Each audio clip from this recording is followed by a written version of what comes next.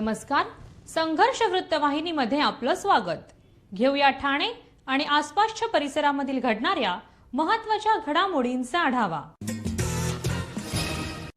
महाराष्ट्र राज्य वस्तू व सेवा कर विभागातील राजपत्रित अधिकारी संघटनेने अहोरात्र ठिय्या आंदोलन सुरू केलं आहे. शासनात 70% पेक्षा अधिक महसूल देणाऱ्या राज्य वस्तू व सेवा कर विभागाने आपल्या प्रलंबित मागण्याकरिता आता थेट आंदोलनाचं हत्यार उपसलं आहे.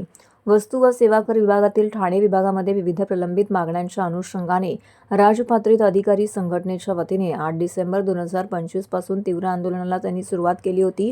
9 डिसेंबर रोजी सर्व अधिकाऱ्यांनी काळ्या फिती लावून काम केलं, तर 10 डिसेंबर रोजी सामूहिक रजा आंदोलन जाहीर करण्यात आलेलं होतं. मात्र मागण्या न झाल्यामुळे अखेरीस 11 डिसेंबर पासून वस्तू व सेवा कर इमारत परिसर येथे मागण्या मान्य होईपर्यंत अहोरात्र ठिय्या आंदोलन सुरू राहणार असल्याचं आंदोलनकर्त्यांनी सांगितलेलं आहे. संघटनेच्या प्रमुख मागण्यांमध्ये अधिकारी कर्मचाऱ्यांच्या बसण्याची योग्य व्यवस्था, विभागाच्या पुनर्रचनेचा फेरविचार, इंटरनेट, तांत्रिक सेवांच्या अडचणींचे निराकरण, तदर्थ पदोन्नती प्रस्तावांचा विलंब, बदली, पदोन्नती आदेशांची अंमलबजावणी, रिक्त पदे भरणे, ऑडिट शाखेतील अधिकाऱ्यांचं स्पष्टीकरण, निवड श्रेणी मंजुरी, महसूल वाढीसाठी क्षेत्रीय अधिकार, परतावा प्रक्रिया सुधारणा, आयुक्त कार्यालयातील नियुक्ती निकष, दिव्यांग अधिकाऱ्यांच्या बदल्या आणि प्रलंबित चौकशी प्रकरणांचा निकाल यांचा समावेश आहे. यावेळी ठाणे विभागाचे उपाध्यक्ष प्रकाश आडव, महिला सदस्य डॉक्टर कल्पना पवार, डॉक्टर कवींद्र क्षीरसागर, चंद्रहास टेमकर, दीपेश तांडेल, ललित कुमार चवरडोल, संजय सायगन, शिवाजी धाईंचे, किरण खोबरेकर, सुनील गोहिल, सुमित्रा पाटील, गिरीश साहुरे, जी पाटील, सुरेखा खांडवी हे सर्व कार्यालयाचे राज्यकर उपायुक्त व सर्व सहाय्यक राज्यकर आयुक्त व सर्व राज्यकर अधिकारी येथे उपस्थित होते.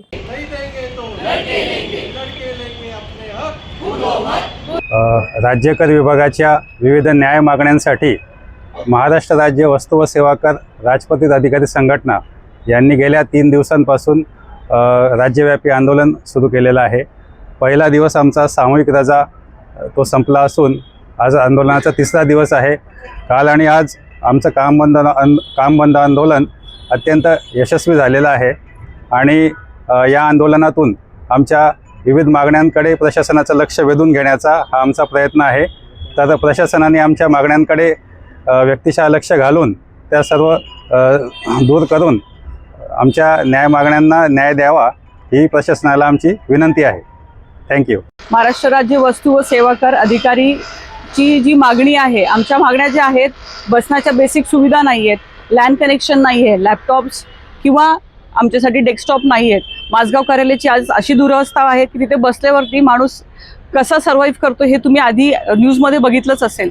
तर जे रेव्हेन्यू देतं डिपार्टमेंट, त्या डिपार्टमेंटसाठी आमच्या प्रशासनाने आणि आपल्या मंत्रिमंडळाने थोडं आमच्याकडे लक्ष द्यावं. आमच्या डिपार्टमेंटच्या ज्या रास्त मागण्या आहेत त्या देण्यासाठी आम्ही जो हा ठिय्या आंदोलन केलेला आहे, त्याच्यासाठी आम्ही रिक्वेस्ट करतो सगळ्या आमच्या डिपार्टमेंटच्या लोकांना आणि मंत्रिमंडळांना की आमच्या ज्या रास्त मागण्या आहेत, फॉर एक्झाम्पल बसण्याची सोय झाली, लॅपटॉप झाल्या, लॅन सुविधा आहेत, जे आम्हाला डे टू डे लाईफमध्ये काम करण्यासाठी महत्त्वाच्या आहेत, त्या तरी आम्हाला पूर्णत याव्या.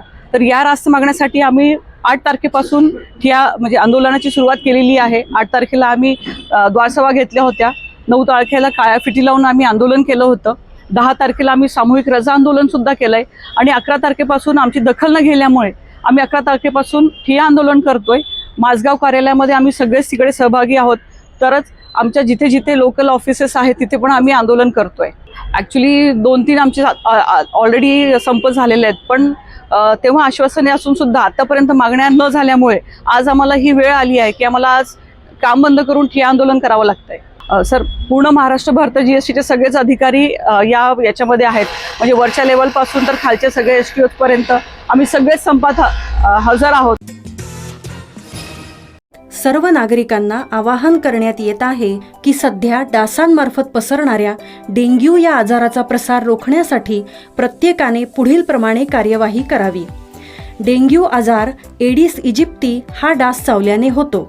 या डासांची पैदास साचलेल्या किंवा साचवलेल्या स्वच्छ पाण्यामध्ये होते.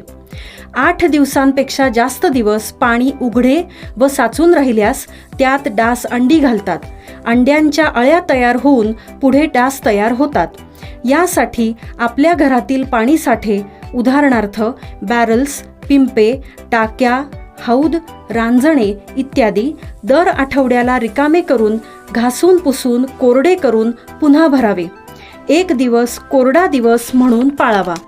पाणी साठ्यांना घट्ट झाकणे बसवावीत किंवा जुनी साडी, चादर, धोतर यांनी बांधून झाकून ठेवावीत, म्हणजे डास त्यात जाऊन अंडी घालणार नाहीत. घराच्या गच्चीवर, आजूबाजूला, अंगणात कोठेही पाणी साचू देऊ नये. भंगार सामान उघड्यावर टाकू नये. उदाहरणार्थ टायर्स, प्लास्टिक सामान, कुंड्या, टाकाऊ वस्तू इत्यादी. अशा सामानात पावसाचे पाणी साठून त्यात डेंग्यूच्या डासांची पैदास होते.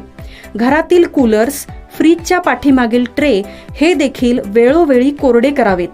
लक्षात ठेवा, नुसत्या फवारणीने डास घनता कमी होत नाही, तर त्यासाठी डास पैदास ठिकाणे नष्ट करणे ही आपल्या सर्वांची जबाबदारी आहे.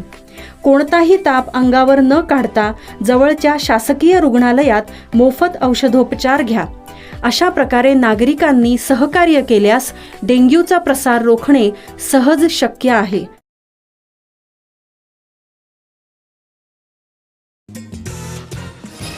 विद्यार्थी दशेपासूनच वाहतुकीच्या नियमांचं पालन करण्याचा संस्कार शालेय विद्यार्थ्यांवरती व्हावा, तसेच वाहनधारक असलेल्या त्यांच्या पालकांच्या रस्ता सुरक्षिततेबद्दल जनजागृती व्हावी, ज्येष्ठांना विरंगुळा मिळावा, या तिहेरी उद्देशाने राज्यभरातील विविध शहरांमध्ये स्वर्गीय आनंदी गेट ट्रॅफिक पार्क उभारण्याची योजना मोटार परिवहन विभागाने आखली आहे, अशी माहिती परिवहन मंत्री प्रताप सरनाईक यांनी दिली आहे.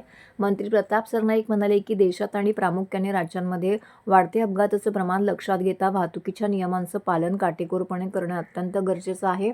त्यासाठी रस्ता सुरक्षा अभियानाअंतर्गत ज्या शहरांमध्ये प्रादेशिक अथवा उपप्रादेशिक परिवहन कार्यालय आहेत त्या शहरामध्ये स्वर्गीय आनंदी गेट ट्रॅफिक पार्क निर्माण करून तिथे शालेय विद्यार्थ्यांना आणि त्यांच्या पालकांना वाहतुकीच्या नियमांचं आकलन करून देणे, तसेच परिसरातील ज्येष्ठ नागरिकांना विरंगुळ्याचं ठिकाण उपलब्ध करून देण्यात येणार आहे.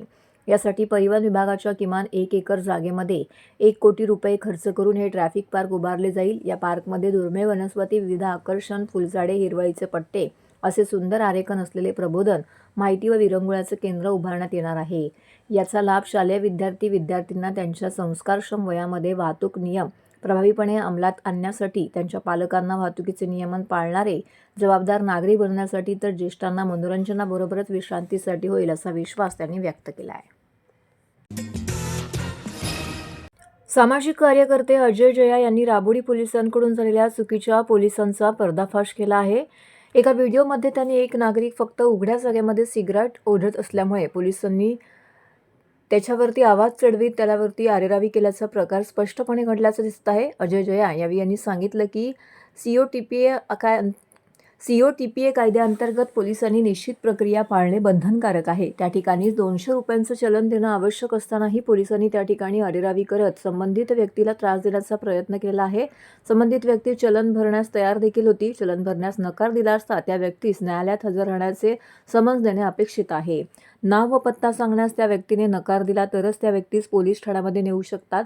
मात्र सदर व्यक्ती पोलिसांना कारवाईकरिता या ठिकाणी मदत करत असताना देखील पोलिसांनी या ठिकाणी आपल्याकडे असलेल्या ताकदीचा गैरवापर केल्याचा प्रकार समोर घडलेला आहे. या प्रकरणामध्ये कोणतीही कायदेशीर प्रक्रिया न पाळता नागरिकांची हाताळणी करून गैरवर्तन करण्यात आलेलं आहे.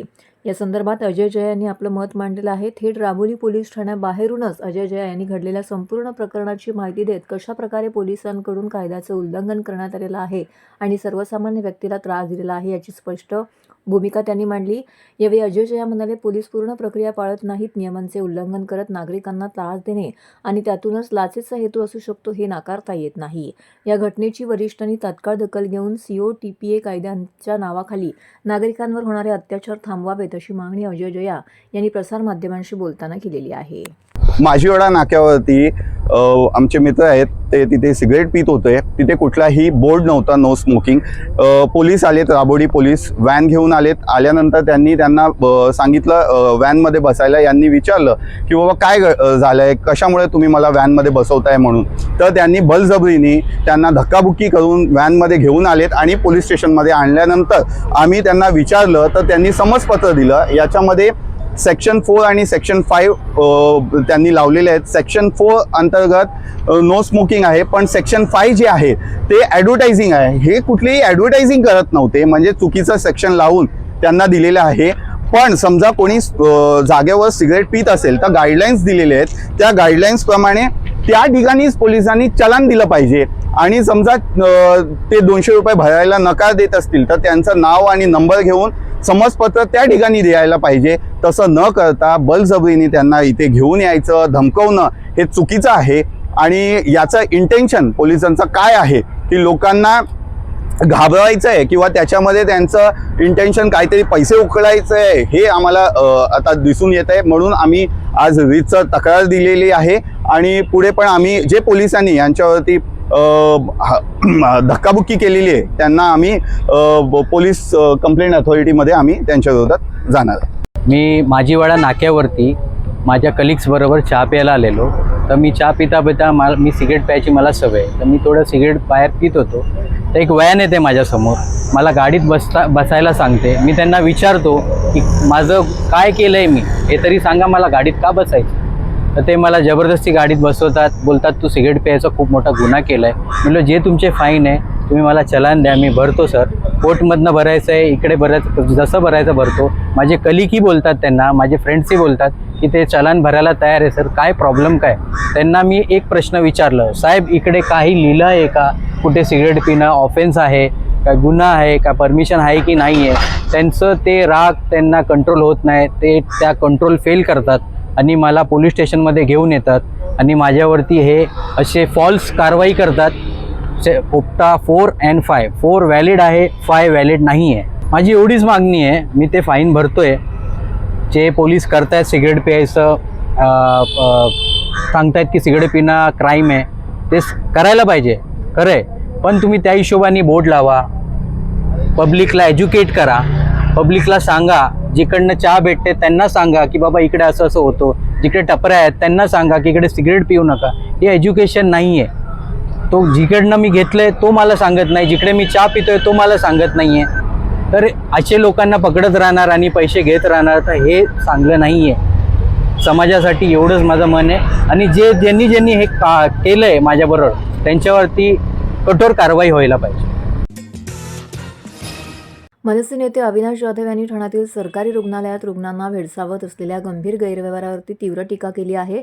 झाडांच्या विषयासंदर्भात भेट देताना त्यांच्या लक्षात आलं की उपचारासाठी आलेल्या काही रुग्णांना डॉक्टरांकडून अशा औषधांची चिठ्ठी दिली जाते की जी रुग्णालयात उपलब्धच नाहीत. मात्र तीच औषधं रुग्णालयाबाहेरील मेडिकलमध्ये सहज उपलब्ध होत असतात. अविनाश जाधव यावेळी म्हणाले की डॉक्टरांकडे पर्यायी औषधं उपलब्ध असताना रुग्णांना 1,500 ते 2,000 रुपयांची महागडी औषधं बाहेरून विकत घ्यायला का लावली जातात. डॉक्टरांनी आणि मेडिकल कंपन्यांमध्ये काही संगनमत आहे का, असा मोठा प्रश्न त्यांनी उपस्थित केला आहे. नाशिकवरून आलेल्या काही रुग्णांना भेटल्यानंतर हा प्रकार समोर आलेला आहे. सरकारी रुग्णालयामध्ये जी औषधं मोफत मिळायला हवी ती औषधं उपलब्ध असूनही बाहेरच्या मेडिकलवरून 1,000 ते 2,000 रुपये देऊन रुग्णांना ही औषधं खरेदी करावी लागत आहेत आणि हे संपूर्ण तेथील प्रशासकीय अधिकारी करण्यास भाग पडत आहेत. हा सरळ भ्रष्टाचार असल्याचा आरोप या ठिकाणी अविनाश जाधव यांनी केला आहे. या प्रकरणात संबंधित डॉक्टरांना तात्काळ निलंबित करण्याची मागणी त्यांनी प्रशासनाकडे केली आहे. संध्याकाळपर्यंत कारवाई झाली नाही तर आम्ही मोठा गदारोळ करू असा इशाराही त्यांनी दिला आहे.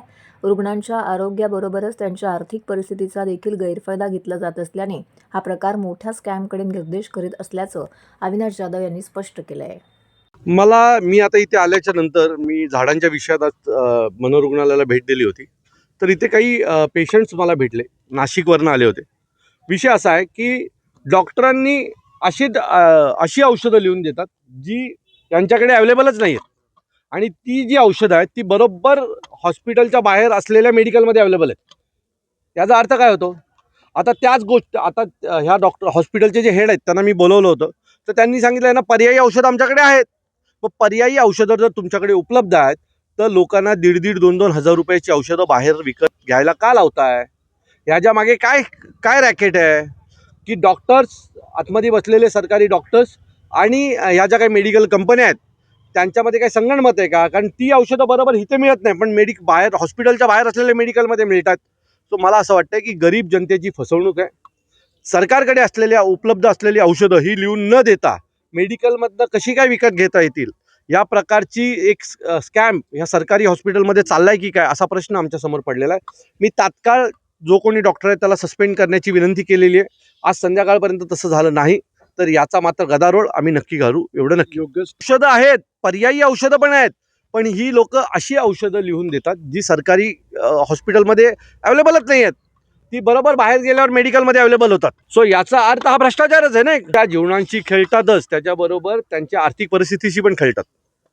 जी औषधं फुकट मिळाली पाहिजे त्या औषधांसाठी ही लोक जवळजवळ 2,500-3,000 हजार रुपये दर महिन्याला खर्च करतात. सो याचा अर्थ आहे हा आता इथे आम्हाला 3-4 पेशंट मिळाले, अशा अनेक पेशंट रोज येत असतील. म्हणजे हा खूप मोठा स्कॅम्प आहे. आणि हा मी तुम्हाला खात्रीने सांगतो की सर्व सरकारी हॉस्पिटलच्या बाहेर हा अशाच प्रकारचा स्कॅम कंपनी आणि डॉक्टर्स मिळून करत असतील. मी तुम्हाला खरंच सांगतो की नाशिकच्या तपोवनापेक्षाही मोठा विषय हा आहे. हा ठाण्यातला मनोरुग्णालय जे तुम्ही जर पाहाल तिथले बांधकाम 1902 मधलं आहे.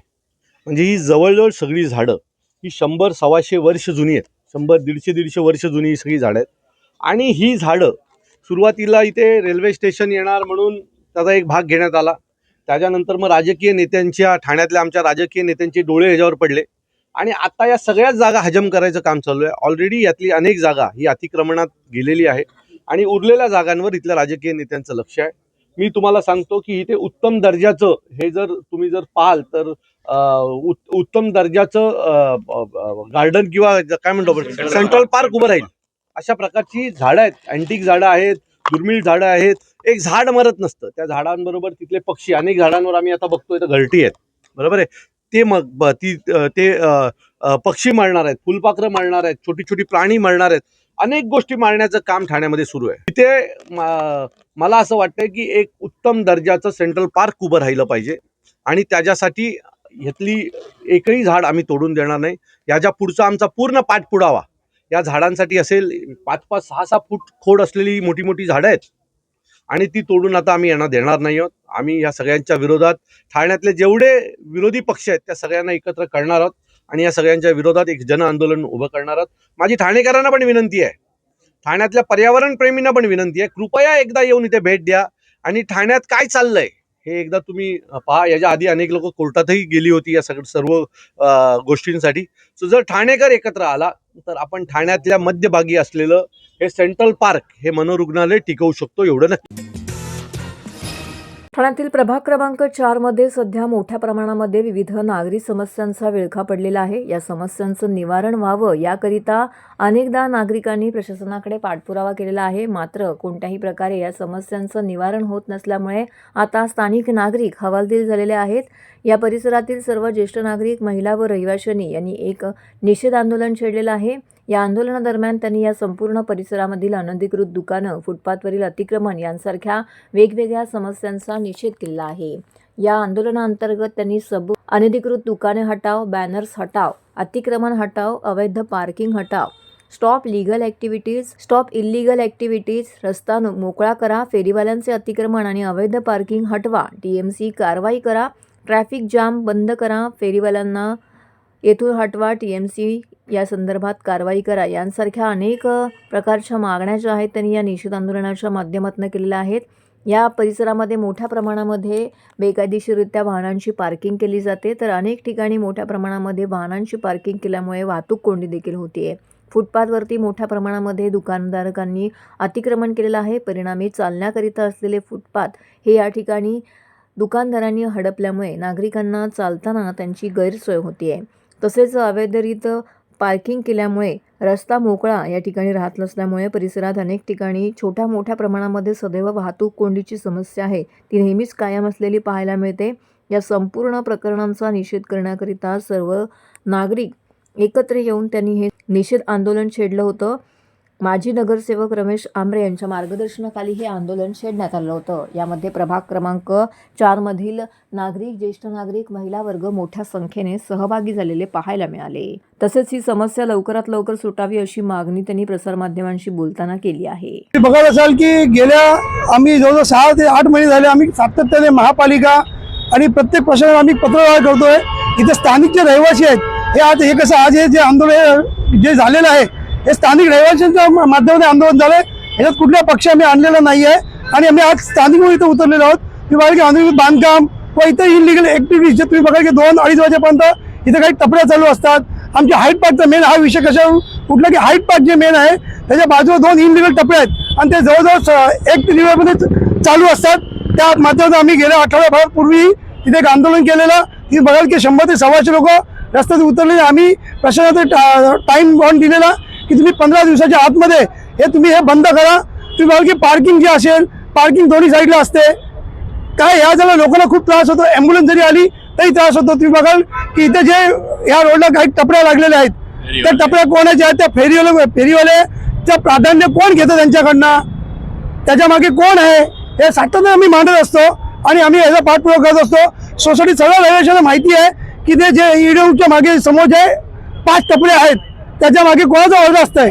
काय कोणी येऊन काही मीडियासमोर बोंबलतं, पण त्याच्यात काही उपयोग होत नाही आहे. आता ह्या वेळेस आम्ही म्हणून लोकांना सांगितलं की तुम्ही ते आंदोलन घ्या. आज प्रत्येक सोसायटीमध्ये आज कसं गुरुवार असल्यामुळे लोक कमी आली, पण शनिवार रविवार असतं तर खूप लोक ती जमली असती. तर सर्वांनी आम्हाला कॉन्टॅक्ट केलेला आणि त्यांनी सांगितलं की तुम्ही याच्यामध्ये सहभाग घ्या. म्हणून मी सातत्याने याचा पाठपुरावा घेऊन आज मी तर रस्त्यावरती आलेलो आहे. प्रश्न जे आहेत, एक तर हे आंदोलन जे आम्ही करतोय हे कुठले राजकीय पक्षांचं साहेबांनी सांगितलं. मी पण आता पूर्वी सांगितलं तसं सगळं हे आहे. पण आता हे मागील 3 वर्षापासून मॅक्झिमम टू मॅक्झिमम प्रॉब्लेम सगळे वाढले.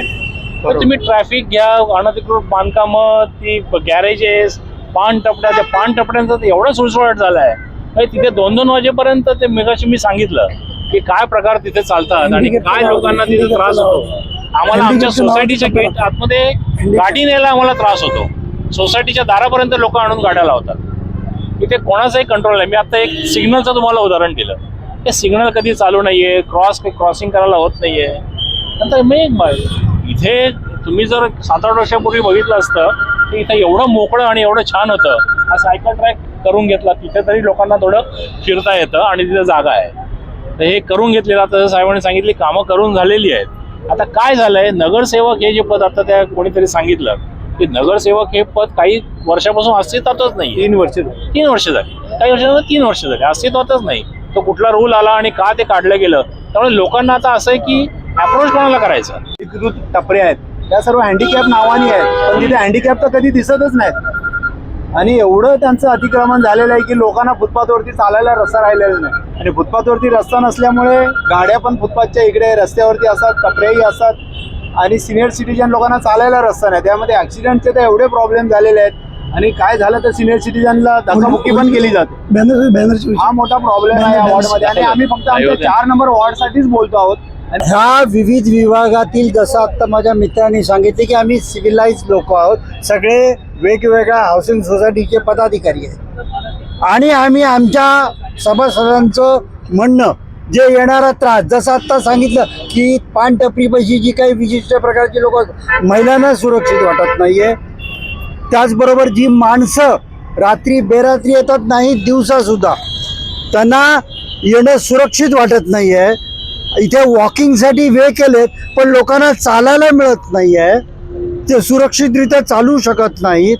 पार्किंग गाड्या केलेल्या असतात की ज्या योग्य कारवाला सुद्धा जाऊ शकत नाही. मग एखाद्या पादचाऱ्याचा जो चालतो आहे त्याचा हक्क नाही का? मग त्याने ॲक्सिडेंटलाच फेस करायचं का? मग नंतर फक्त कोणी भेटायला येणार का? तसं नसावं. आम्हाला असं वाटतं आमचं ठाणं सुंदर ठाणं असं जर खऱ्या अर्थाने करायचं असेल तर लोकांच्या ज्या समस्या आहेत त्या समस्यांना नीटरित्या ज्या ज्या एजन्सीज आहेत त्यांनी ॲड्रेस केलं पाहिजे. आहे म्हणून सगळं काढून जातात, त्यात झाला नंतर परत आणून ठेवतात. सो काय प्रॉब्लेम काय आहे, तर कानून आहे, रूल्स आहे, काय नाही काय पाहिलं. तुम्ही आता हसन दिलाच्या सर्कलमध्ये गेला ना, तुम्हाला बघेल सगळं मोठं स्कूटर ड्रायव्हर्स सगळं रॉंग साईडमधून येतात. आता आम्ही वरिष्ठ नेता क्रॉस करायला उभा आहे, आम्हाला इथून इकडे बघायचं माहीत नाही. इकडून गाडी येतात. पण आरटीओ काय करतात? त्यांना करू शकतो, त्यांना कानून आहे, त्यांना काय करायचं आहे, त्यांच्या गाडी रद्द करायचं आहे. 5 वर्ष 6 महिना गाडी काढा, लायसन्स काढा, गाडी अंबरनाथ कसारामध्ये टाका, सांगा 6 मंथ नंतर घेऊन या. मी सांगतो तुमच्या 50% ट्रॅफिक कमी होणार आहे, शक्य होणार आहे.